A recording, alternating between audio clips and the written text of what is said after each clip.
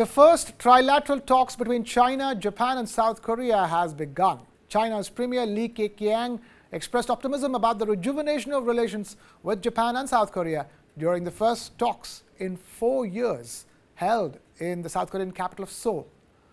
Li Keqiang emphasized the importance of restarting trade and security dialogues which have been hindered by global tensions.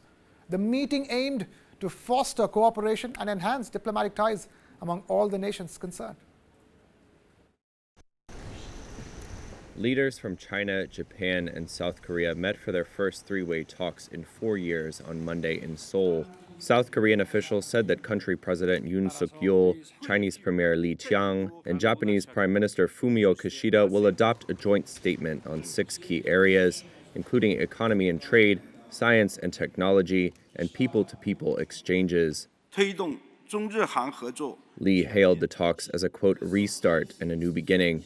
The rare summit comes amid global tensions that have strained trade and security dialogues between East Asia's economic powerhouses.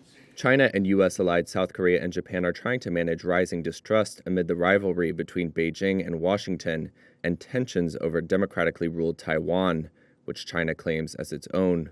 Yoon and Kishida have charted a closer course with each other and to Washington, embarking on unprecedented three-way cooperation with the United States on military and other measures.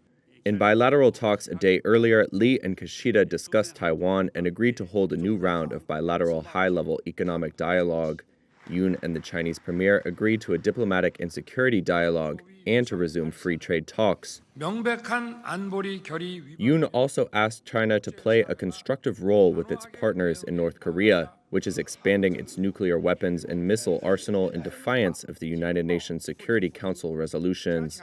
Officials and diplomats from South Korea and Japan have set a low bar for the summit. They say it's uncertain whether there will be major announcements, but that the gathering will help the three countries reinvigorate their strained relations.